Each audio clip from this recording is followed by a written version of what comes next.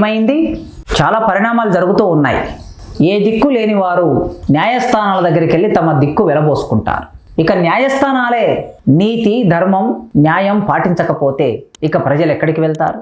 మొన్న ఢిల్లీ హైకోర్టు న్యాయమూర్తి ఇంట్లో నోట్ల కట్టలు, కాలిపోయిన నోట్ల కట్టలు కనిపించాయని ఒక వార్త దేశాన్నంతా ఆశ్చర్యానికి గురి చేసింది. ఇవాళ సుప్రీంకోర్టు కామెంట్ చేసింది. ఆ కామెంట్ ఏమిటంటే, ఉత్తరప్రదేశ్లో ఉన్నటువంటి ఒక హైకోర్టు జడ్జు చేసిన కామెంట్ను తప్పుపడుతూ సుప్రీంకోర్టు కామెంట్ చేసింది. ఉత్తరప్రదేశ్లో ఉన్న కోర్టులు ఎందుకో ఎప్పుడు చాలా ప్రత్యేకంగా స్పందిస్తూ ఉంటాయి. ఒక రకంగా ఫ్యూడల్ భావజాలాన్ని స్పందిస్తూ ఫ్యూడల్ భావజాలాన్ని తమ తీర్పుల్లో వ్యక్తం చేస్తూ ఉంటాయి. కింది వర్గాల పట్ల, కింది కులాల పట్ల తమ వ్యతిరేకతని తీర్పుల్లోనే స్పష్టం చేస్తూ ఉంటారు. అట్లా మహిళల పట్ల కూడా. మొత్తంగా న్యాయ వ్యవస్థనే ఒక రకమైన ఆధిపత్య భావజాలంని సంతరించుకుంటుంది మెల్లగా. ఉదాత్తమైన జాతీయోద్యమ భావాలు పోయాయి. ప్రజా ఉద్యమాలు నడిచిన కాలంలో న్యాయమూర్తులు ఆ ప్రజా ఉద్యమాల ప్రభావంతో వచ్చి ఎంతో కొంత ప్రజా ఉద్యమాలకు అనుకూలమైన తీర్పులు ఇచ్చేవారు. ఆ లక్షణం కూడా కోల్పోయింది న్యాయ వ్యవస్థ. నీతి, ధర్మం, ప్రజాస్వామ్యం అనే లక్షణం కలిగి ఉన్న న్యాయమూర్తులు కూడా ఉండేవారు కొందరు. పాలకవర్గాలు చేస్తున్న, కేంద్ర రాష్ట్ర ప్రభుత్వాలు, మంత్రులు, ఎమ్మెల్యేలు చేస్తున్న ప్రజా వ్యతిరేక చట్టాల పట్ల చురుకుగా వ్యవహరించిన వాళ్ళు న్యాయ వ్యవస్థలో ఉండేవారు. మెల్లగా ఆ సెన్సిటివిటీ కూడా న్యాయ వ్యవస్థ కోల్పోతూ ఉన్నది. అప్పుడప్పుడు కొన్ని విషయాల్లో మాత్రమే కొందరు న్యాయమూర్తులు ఇంకా సామాజిక స్పృహ ఉండటం మూలంగా చట్టం, ధర్మం, న్యాయం రాజ్యాంగబద్ధంగా మాట్లాడాలనే ఆలోచన ఉండటంతో మనం కొన్ని మంచి తీర్పులను చూడగలుగుతున్నాం.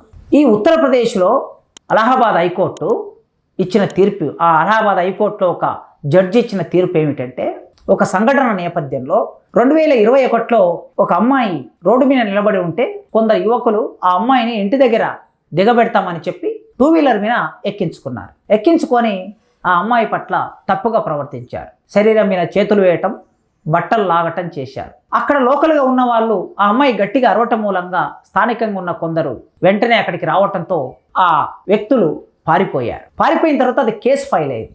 కేసు ఫైల్ అయిన తర్వాత ఆ నిందితులకి సమన్లు జారీ చేశారు. అత్యాచారం చేశారనే కేసు పెట్టి సమన్లు జారీ చేస్తే వాళ్ళు హైకోర్టును ఆశ్రయించారు. అరెస్టు కాకుండా హైకోర్టును ఆశ్రయిస్తే హైకోర్టు ఈ కేసు పూర్వపరాలను పరిశీలించి ఇచ్చిన తీర్పు ఏమిటంటే, ఒక అమ్మాయి శరీరం మీద చేతులు వేయటం, బట్టలు బట్టి లాగటం ఇది అత్యాచారం కిందికి రాదు అని తీర్పిచ్చింది.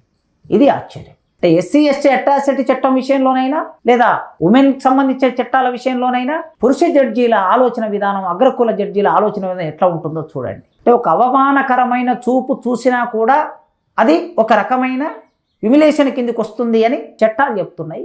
కానీ హైకోర్టు న్యాయమూర్తికి ఆ అమ్మాయిని మీద చేతులు వేయటం, బట్టలు బట్టి లాగటం అత్యాచారం కిందికి రాలేదు. వెంటనే ఈ కేసు సుప్రీంకోర్టుకు వెళ్ళింది. సుప్రీంకోర్టు ఆ అలహాబాద్ హైకోర్టు న్యాయమూర్తి ఇచ్చిన తీర్పును తప్పుపడుతూ, న్యాయమూర్తి ఇంత అన్యాయంగా ఆలోచించటం సరైంది కాదు, న్యాయ వ్యవస్థకి ఇది చిగ్గుసేటు అని సుప్రీంకోర్టు కామెంట్ చేసింది. కనుక న్యాయమూర్తులు ఇలా మారటం అంటే సమాజం ఒక రకంగా వెనక్కి నెట్టబడటమే. ఫ్యూడల్ భావజాలం కలిగిన వాళ్ళు, అగ్రకుల భావజాలం కలిగిన వాళ్ళు, దోపిడీ భావజాలం కలిగిన వాళ్ళు, పెట్టుబడిదారీ ఆలోచనలు కలిగిన వాళ్ళు వీళ్ళందరూ న్యాయ వ్యవస్థలోకి వెళితే ఇక వారికి సామాన్య ప్రజల పట్ల సానుభూతి ఉండదు. సామాన్య ప్రజల పట్ల న్యాయం, ధర్మం, నీతి అనే నియమాలు కూడా ఉండవు. భారతదేశం ఇలాంటి పరిణామం చెందితే రేపు రానున్న కాలంలో న్యాయ వ్యవస్థలు మరింత కష్టంగా, ఘోరంగా మారిపోతే ఈ దేశంలో సామాన్యులను రక్షించేది ఎవరు అనే ప్రశ్న మన ముందుకు వస్తుంది. కనుక సీనియర్ జడ్జీలు, రాజకీయ నాయకత్వం, పౌర సమాజం ఆలోచించవలసి ఉన్నది. ఇలాంటి న్యాయమూర్తుల ఎంపికకు సంబంధించి, వీరి ఆలోచనకు సంబంధించి ఎట్లా వీళ్ళ ఆలోచన మార్చగలము అని ఆలోచించాలి. ఒక చర్చ పెట్టాలి దేశవ్యాప్తంగా. ఆ చర్చ ద్వారానే ఏదైనా ఒక లాజికల్ ఎండింగ్ వస్తుందని భావిస్తాం.